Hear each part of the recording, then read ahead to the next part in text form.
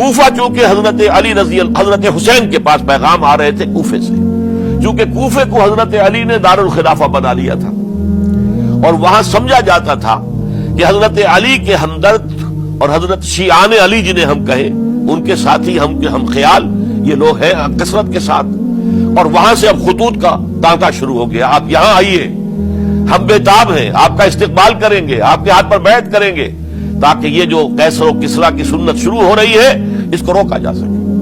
وہ تانتا بنا ہوا ہے خطوط کا۔ تو حضرت حسین رضی اللہ تعالیٰ عنہ نے فیصلہ کر لیا کہ میں کوفے جاؤں گا۔ حضرت زبیر روکتے رہ گئے کہ نہیں، کوفیوں پر اعتماد نہ کیجیے، یہ زبانی کلامی ساتھ دیتے ہیں، جب ڈنڈا چلتا ہے تو پھر یہ ہٹ جاتے ہیں میدان سے۔ اور حضرت حسین رضی اللہ تعالیٰ عنہ بامروت انسان، شریف النفس انسان، کیسے ممکن تھا غیرت مند غیور انسان وہ کیسے ان کی بات کو رد کر دیتا؟ لہذا اچھا چلو چلتے ہیں کوفے کی طرف۔ آگے بڑھتے چلے گئے، کربلا میں پہنچ گئے، جو کچھ وہاں ہوا ہے پھر آپ کو معلوم ہے۔ اس میں یہ بات ہے، پہلے 1000 کا لشکر بھیجا تھا عبید اللہ ابن زیاد نے، اس پر حضرت حسین رضی اللہ تعالیٰ عنہ نے جو باتیں کہیں وہ کچھ اثر انداز ہو گئی۔ ان کا افسر جو تھا حر بن یزید تمیمی، وہ بعد میں حضرت حسین کا حامی ہو گیا اور حضرت حسین کے ساتھ ہی اس کو بھی شہادت نصیب ہوئی۔ پھر دوسرے کو بھیجا عمرو بن سعد۔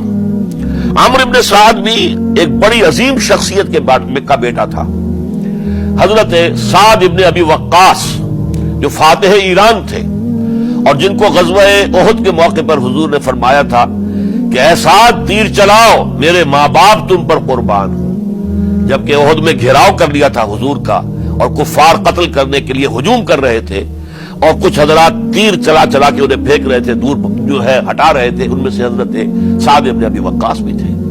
پھر وہ فاتح ایران تھے، اسی لیے گورنر بن گئے تھے ایران کے۔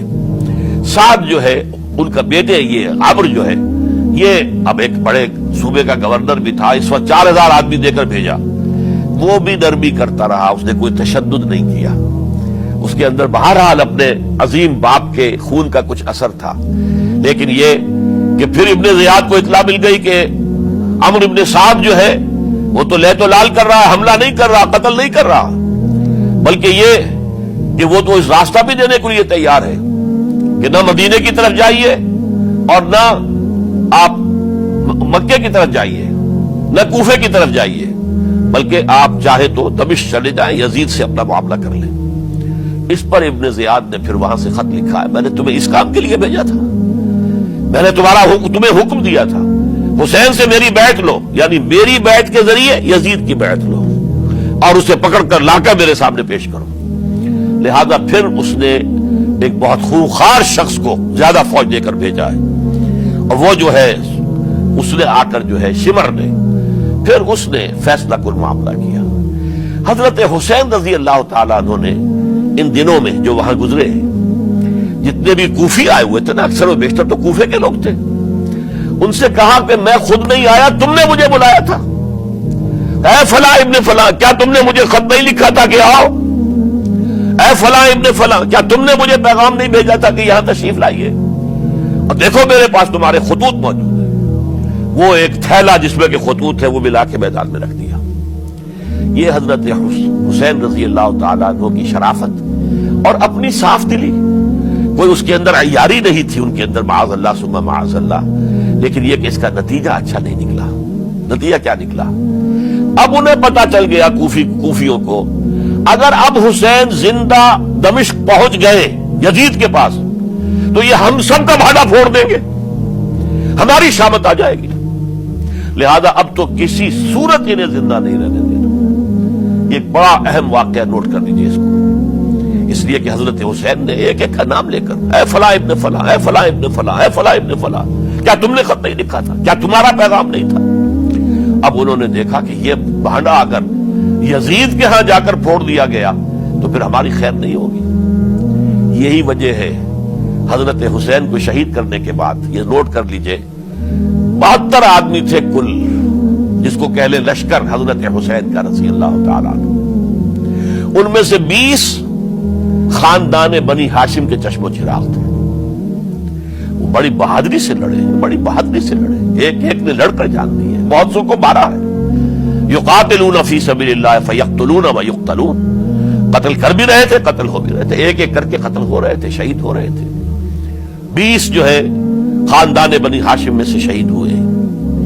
حضرت حسین رضی اللہ تعالیٰ عنہ کا ایک بہت ہی انفنٹ چھوٹا بچہ وہ بھی شہید ہوا ہے. باقی سب مرد, تمام مرد, سوائے ایک حضرت حسین کے بیٹے حضرت علی بن حسین زین العابدین کہلائے بعد میں. وہ بیمار تھے, وہ جنگ میں حصہ نہیں لے سکتے تھے, وہ بچ گئے صرف. اچھا, حضرت حسین شہید ہو گئے. یہ ہے 10 محرم الحرام سن 61 ہجری. کیا مطلب ہے؟ حضور کے انتقال کے ٹھیک 50 برس بعد, سن 11 ہجری میں حضور کا انتقال, اور سن 61 ہجری میں حضور کے نواسے اور جن کے بارے میں حضور نے فرمایا سیدہ شباب اہل الجنہ, حضرت حسین شہید کر دیے گئے. اور اس کے بعد اس لشکر نے خیموں کو آگ لگا دی. یہاں نکتہ سمجھ لیجیے, آگ کیوں لگائی؟ انہیں معلوم تھا ہمارے خلاف ڈاکومنٹری پروف موجود ہے وہاں پر, وہ ہمارے خطوط کے تھیلے وہاں موجود ہیں. اگر وہ باقی رہ گئے تو ہماری شامت آ جائے گی, ہمیں کون بچائے گا؟ تاکہ وہ ریکارڈ جو ہے ان کا وہ تلف ہو جائے, سارے خطوط جو ہیں وہ جل جائیں, تاکہ ان کے خلاف ثبوت باقی نہ رہے. یہ عظیم سانحہ کربلا ہے